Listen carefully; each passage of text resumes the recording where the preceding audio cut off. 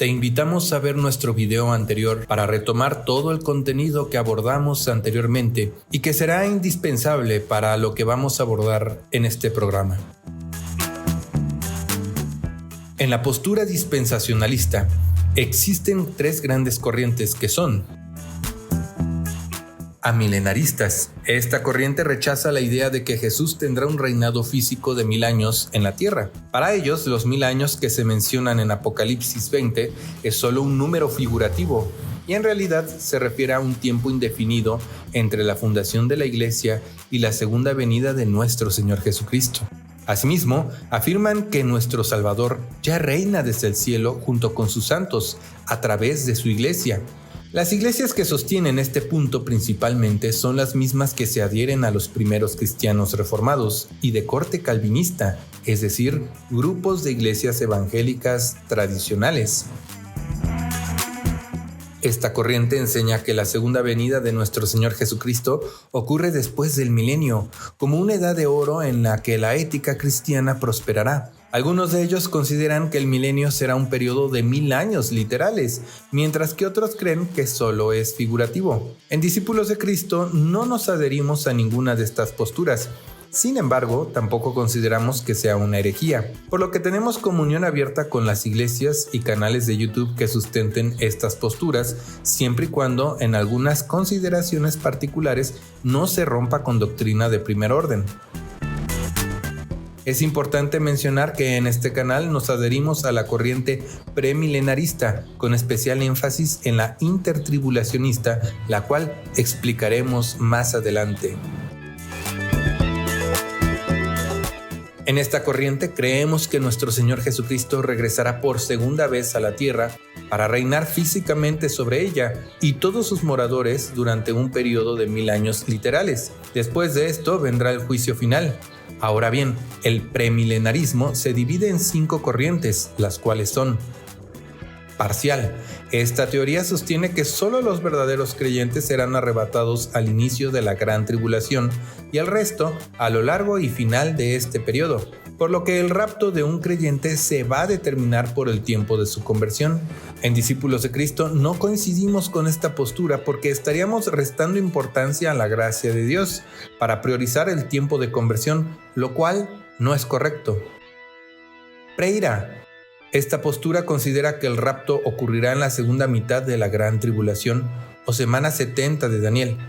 De hecho, los defensores de esta corriente dividen este periodo en 3 partes. Primera, del primer al tercer sello, principio de dolores de parto. Segundo, del cuarto al sexto sello, gran tribulación del anticristo. Y tercer, del sexto sello en adelante, día de la ira del Señor. Es precisamente que al momento de abrirse el sexto sello que ocurrirá el rapto, según los defensores de esta teoría. Para entonces, muchos cristianos habrán sido asesinados por el anticristo. Aquí en Discípulos de Cristo no compartimos esta postura, pues vemos a la luz de las Sagradas Escrituras que después de los sellos que narra el Apocalipsis, todavía tocan las trompetas y se derraman las copas de ira, y no solo son sinónimos como consideran los partidarios de esta postura. Adicional a lo anterior, vemos a la luz de la Biblia que el arrebatamiento ocurrirá antes de que termine la semana 70 de Daniel y no al final como se cree en esta postura. Se basan en el texto que se encuentra en 2 de Tesalonicenses 2, 1 al 4, que dice: Con respecto a la venida de nuestro Señor Jesucristo y nuestra reunión con Él, os rogamos, hermanos, que no cambiéis fácilmente de manera de pensar. No os asustéis al escuchar que el día del Señor está cerca, así se afirme que es una revelación o una enseñanza, o citen alguna carta atribuida a nosotros. Nadie os engañe de ninguna manera, pues no vendrá sin que antes venga la apostasía y se manifieste el hombre de pecado, el hijo de perdición. Este malvado se opone y se levanta contra todo lo que se llama Dios o es objeto de culto. Llega incluso a sentarse en el templo de Dios como Dios y se hace pasar por Dios. Con este texto en mente, los postribulacionistas consideran que el arrebatamiento de la iglesia y la segunda venida de Cristo son un mismo evento. Si bien esta fue la postura general de una gran parte de la iglesia primitiva, la realidad es que posteriores estudios escatológicos, a la luz de las Sagradas Escrituras, nos revelan que Pablo y aún nuestro Señor Jesucristo se refieren a dos eventos separados. Por ello, en Discípulos de Cristo no coincidimos con esta postura, pero tenemos comunión abierta con las iglesias y canales de YouTube que la sostengan. Esta postura considera que el arrebatamiento de la iglesia ocurrirá momentos previos a la manifestación del anticristo y por lo mismo antes del comienzo de la gran tribulación o la semana 70 de Daniel. Después de este periodo tendrá lugar la segunda venida de nuestro Señor Jesucristo para reinar en la tierra físicamente por 1000 años literales. Posteriormente tendrá lugar el juicio final para dar paso al cielo nuevo y tierra nueva. Mientras que la iglesia fue arrebatada de la tierra, los que se hayan quedado sufrirán los 21 juicios de Dios sobre ellos, esto es, los 7 sellos, las 7 trompetas y las 7 copas de ira. En contraste con que los creyentes estarán gozando en las bodas del Cordero allá en el cielo, así como con la repartición de galardones a los creyentes. Es importante mencionar que esta postura es la más popular dentro del pueblo evangélico y que incluso varias películas han sido producidas en torno a esta postura teológica. Desde este canal de Discípulos de Cristo no coincidimos al 100% con esta postura. Sin embargo, la aceptamos como válida, pues se acerca bastante a lo que indica la Biblia. Esta es la postura con la que concordamos al 100%, pues vemos que es la que más se apega a lo escrito en la palabra de Dios. Pero, ¿en qué consiste el intertribulacionismo? Consideramos que la iglesia será arrebatada a la mitad de la gran tribulación en el periodo de los 3 años y medio de aparente paz, y este evento marcará el inicio de los 3 años y medio de gran tribulación. En Daniel 7 vemos la visión de las 4 bestias, las cuales son también los mismos imperios representados en la visión de la estatua que vio el rey Nabucodonosor y que interpretó Daniel. Ahora bien, si leemos el capítulo 7 de Daniel, vemos que la primera bestia que nos describe es una criatura semejante a un león con alas de águila, el cual representa al imperio babilónico. La segunda bestia que ve el profeta es semejante a un oso, el cual se alzaba de un costado más que el otro, y en su boca, entre los dientes, tenía 3 costillas. Esta criatura representa al imperio medo-persa, el cual se conformaba por 2 civilizaciones que eran los medos y los persas. La tercera bestia que ve el profeta es semejante a un leopardo, con 4 alas de ave en sus espaldas. Esta bestia tenía 4 cabezas. Los estudiosos de la Biblia concuerdan que se trata del imperio griego, más específicamente en los tiempos de Alejandro Magno, quien expandió las fronteras del reino con una velocidad impresionante para la época, pero a la muerte del rey, todo el imperio se disputó entre sus 4 generales. Si quieres conocer más información, te invito a ver nuestro estudio del libro de Daniel que encontrarás en nuestro canal.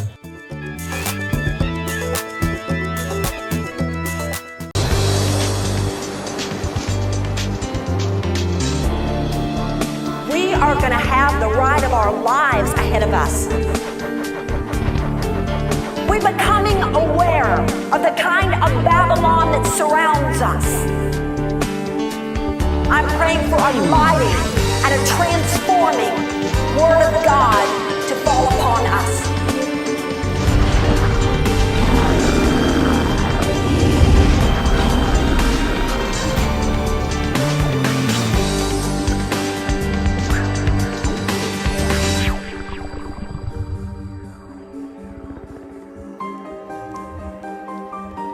Posteriormente, Daniel ve una 4ª bestia tan terrible de aspecto que no encuentra cómo describirla, la cual corresponde al Imperio Romano.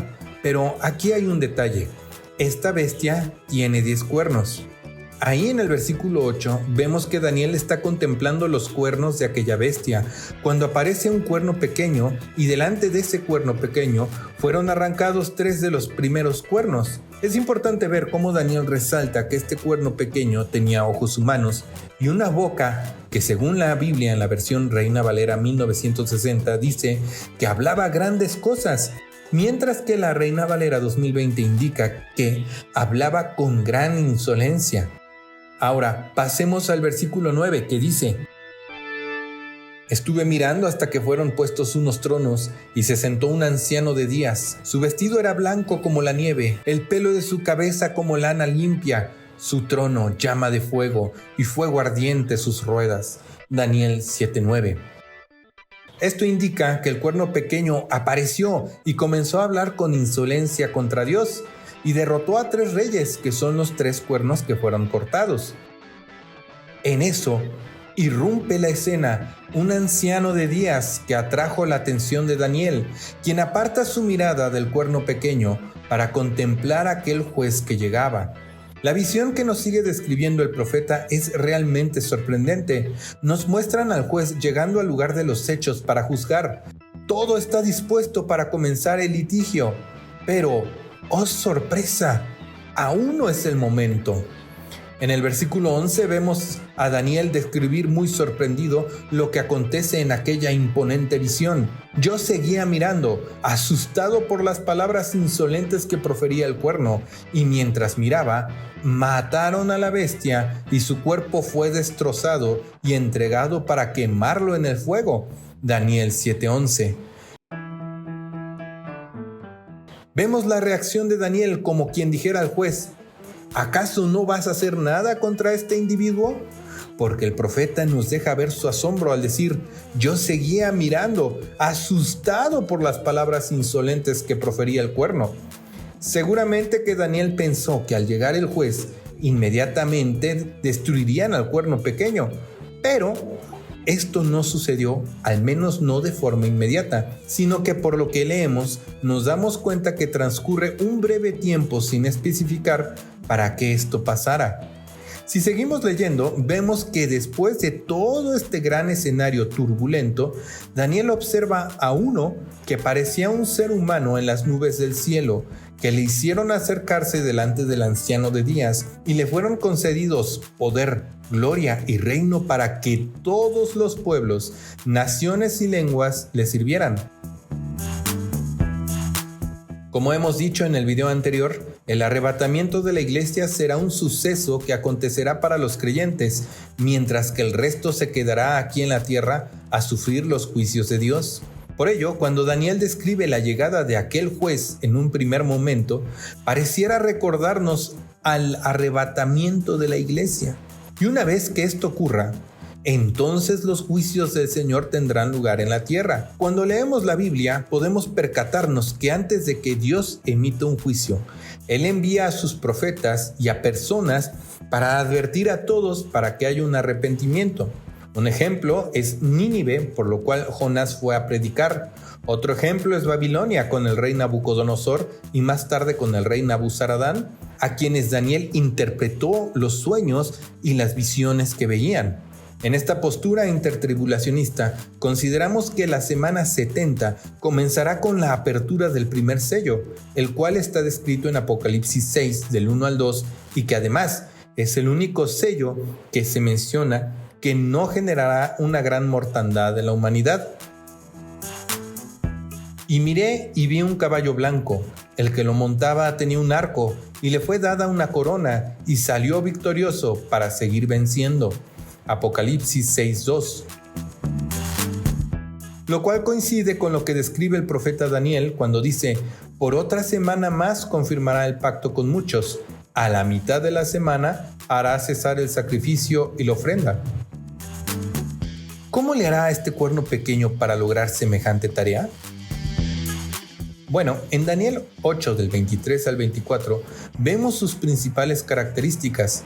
Para esto utilizaremos una comparativa de pasajes entre la versión Reina Valera 1960 y la 2020. Yo leeré la versión tradicional y en pantalla aparecerán las dos versiones.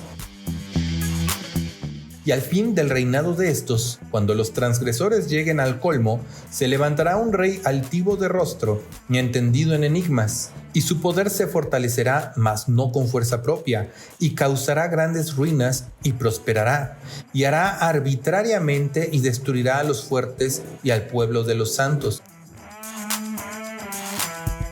podemos ver en el versículo 23 cómo la Biblia en su versión Reina Valera 2020 nos dice que las características de este cuerno pequeño es que será un rey o gobernante despótico e intrigante.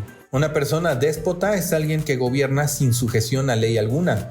Por otro lado, la característica de una persona intrigante es aquella persona que procede de forma no transparente para conseguir un fin, ya sea mediante engaños o la manipulación. De esta manera tenemos el retrato de un líder que será engañador y que gobernará sin sujetarse a ley alguna, e incluso se le concederá triunfar contra los que se opongan. Aquí resulta importante hacer una breve pausa y destacar que a lo largo de la historia han aparecido muchas prefiguraciones de lo que ha de acontecer. Un ejemplo de ello es durante el ascenso de Adolf Hitler al poder en Alemania y que llevó al mundo a un conflicto bélico tan grande que casi toda la Europa continental quedó destruida en su totalidad.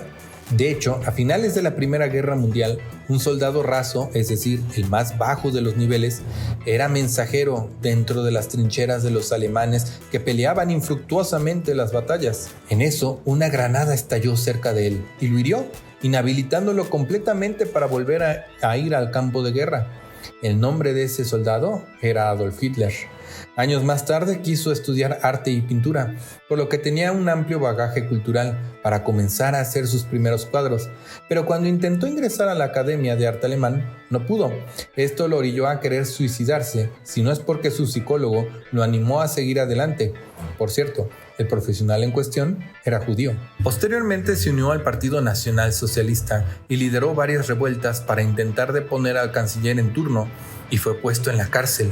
Ahí escribió un libro llamado Mi lucha, por lo que la gente comenzó a verlo como alguien que era instruido, alguien con preparación académica, lo cual comenzó a generar empatía en el pueblo alemán por ese prisionero de nombre Adolf Hitler. El tiempo pasó y la grave crisis económica que azotaba a Alemania, producto del armisticio firmado para terminar la Primera Guerra Mundial, hicieron que los alemanes voltearan a ver al nuevo líder del Partido Nacional Socialista. Su nombre, Adolf Hitler. Alemanes, denme un periodo de 4 años y que Dios Todopoderoso bendiga nuestro trabajo. Los sacaré de la miseria.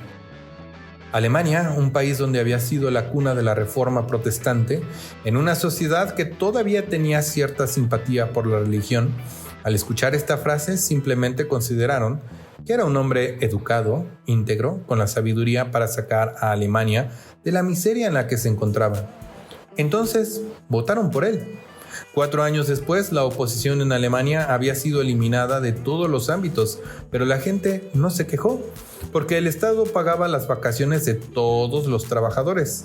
La economía había crecido aceleradamente, el ejército se había fortalecido, todos los niños recibían educación, la inseguridad había descendido a niveles nunca antes vistos, los Juegos Olímpicos habían pasado en Alemania y todas las naciones salieron asombrados de ver a la nueva nación germana naciente. Los judíos eran perseguidos porque eran traidores, socialistas, gente mala, pero si todo lo demás era orden, paz y progreso, ¿a quién le importaba? Inglaterra envió a su primer ministro Arthur Chamberlain, pero el líder nazi supo hablarle. Le aseguró que las exigencias territoriales y la invasión contra otras naciones se trataba solamente en pos de la defensa de la integridad de víctimas que estaban desprovistas de cualquier forma de derechos humanos. El resultado, Alemania se fortaleció enormemente. Nunca en la historia hubo una guerra tan fácil de prevenir mediante una acción oportuna como la guerra que acaba de asolar grandes zonas del globo. Pero nadie quiso escuchar y el terrible torbellino nos engulló a uno tras otro. Es evidente que no debemos permitir que esto vuelva a ocurrir. El resto es historia. Sin embargo, aunque la Segunda Guerra Mundial es el episodio bélico más violento de la humanidad, donde alrededor de 56 millones de personas perdieron la vida, no tiene comparación alguna con lo que se avecina en el futuro. ¿Te imaginas cómo será en la gran tribulación? Dios te bendiga.